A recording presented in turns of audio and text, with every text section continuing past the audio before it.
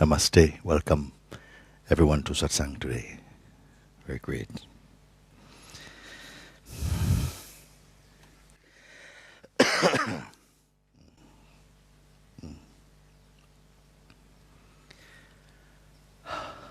Please come.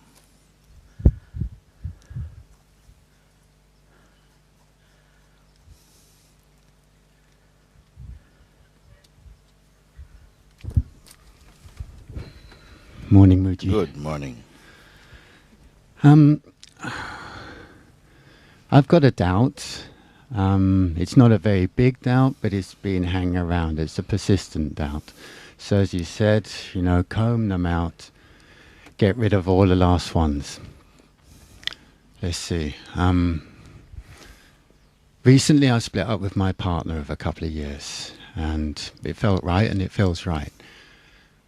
But she said, and the things she said are still kind of hanging out there. She said I've become uncaring.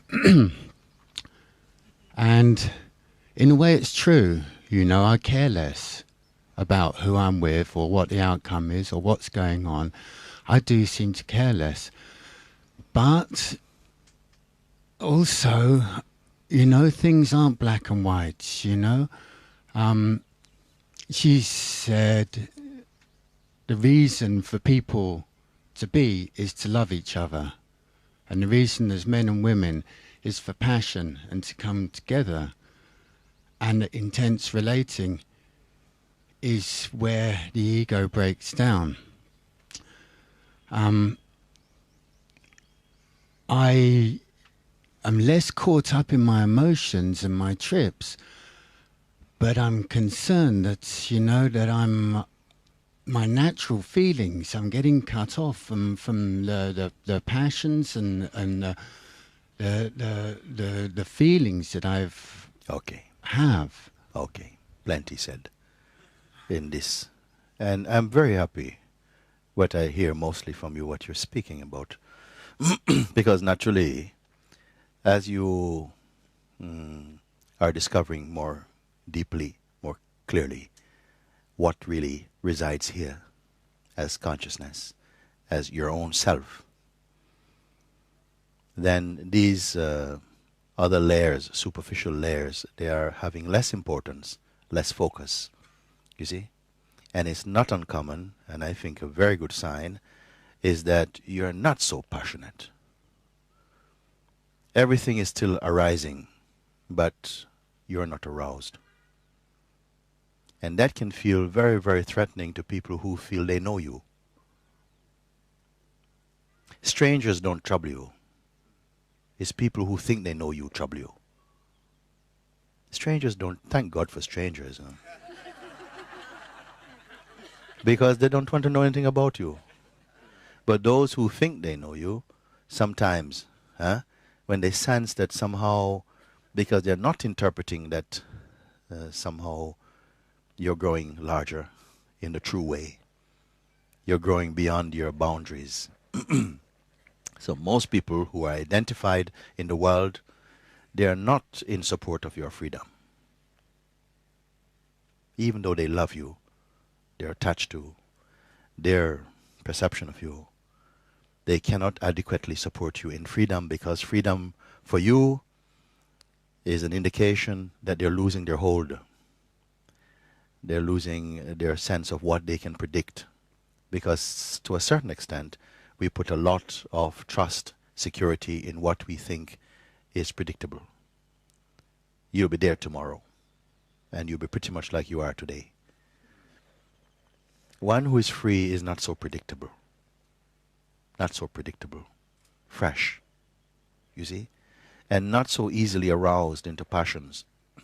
What many people are finding is that as they settle more deeply in themselves, they are not so aroused easily. Even where an argument would previously have started, now somehow it drifts over your head, and you're not hooking, nothing is hooking into that place, because that place is not the same anymore. So, again, the people who feel that they've grown alongside you through your changes, and so they feel that they're in a good position to assess who you are, Sometimes they will say things like, "You've changed," and not for the better. You're not so caring anymore. You're cold. Huh? And even this you can hear in a serene detachment. This is good. One moment. Huh? I don't want to be cold. I didn't say you're cold. I from my say heart. they think you're cold. You're cool. A different thing. Because one girl, she was also coming to satsang only for a short time, and she went back home to Italy. And previously, she had a relationship with her mother that was very much a sort of a role play. Always, mother is sick, and daughter runs around and makes sure, "Oh, please, Mama, what can I do?" And this has been going on for a long time.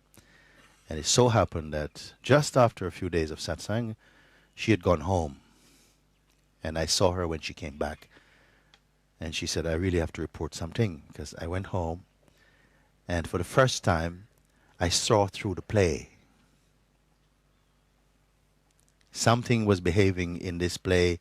Mother is not well, and I must do everything I can to, be a good daughter and to serve her and, look, and she will always, as soon as daughter comes to the door, and then, mother, and wet flannels and whatever, I don't know what they do in their little scenario.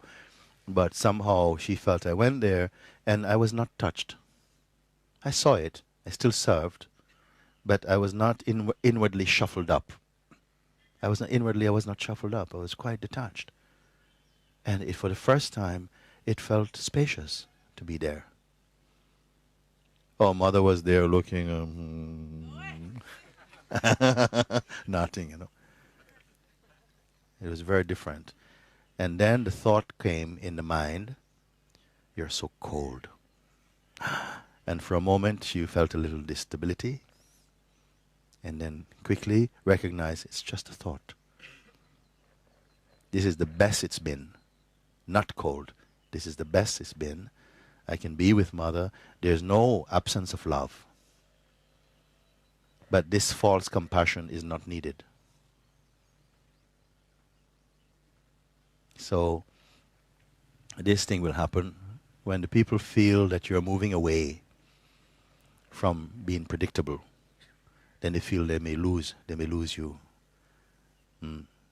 It's all nonsense. It's all the nonsense that comes up in our minds. It's not true. Time and again, sometimes, in some cases, your own self feel, I have to be, I have to, I have to leave, I have to go somewhere and all of this. You want to demonstrate your spirituality or something. So you are also sometimes causing them trouble, it's true. But gradually something comes back and you see that your mother can still be mother, children can still be children. Everything continues more brightly, beautifully, when this factor of passion and all this attachment is strained out, combed out. So very, very good. You're not becoming cold. Those who are free are not cold. In fact, their compassion is huge. Huge. But they will not be easily dragged along into someone else's story.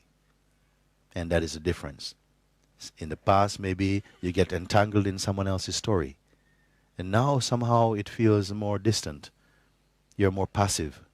You can hear all of that and you just keep out of that noise. You see? And bear the resistance and all the little accusations and the judgments. They're not meaningful. Allow them space to express their frustrations. It's okay. But don't don't cover yourself in them. So it is good. Maybe for the moment you have a break, and who knows what the future is. If there is future with this partner again, I don't know. But I'm very happy what you told me. Carry on.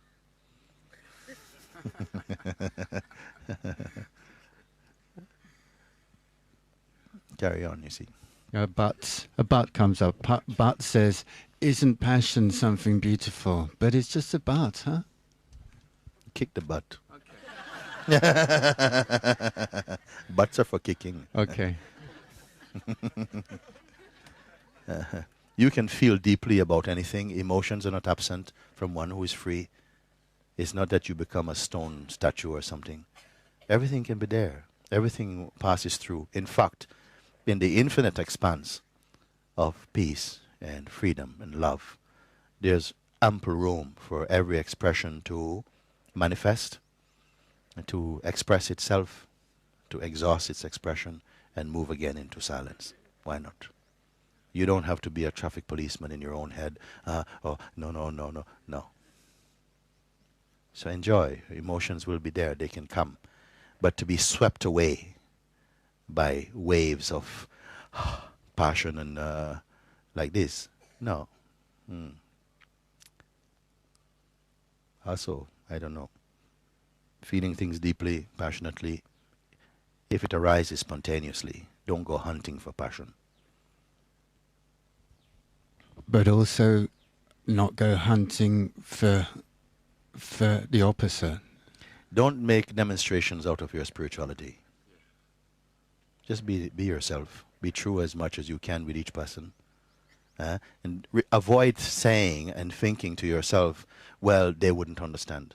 Don't say this. Just be true as much as you can. Don't feel that people are too stupid to understand your spirituality. And don't at the same time go about trying to evangelize yourself. Simply be quiet. And out of your quietness, you'll see you don't need any preparation to meet. We were saying this morning about it. You don't need any preparation to meet any human being. In any situation, the beingness knows precisely how to move in this spontaneously. It will be fresh, not rehearsed, fresh, beautiful. Trust yourself. Yeah, thank you. That answers it. Very great. Very uplifting talk.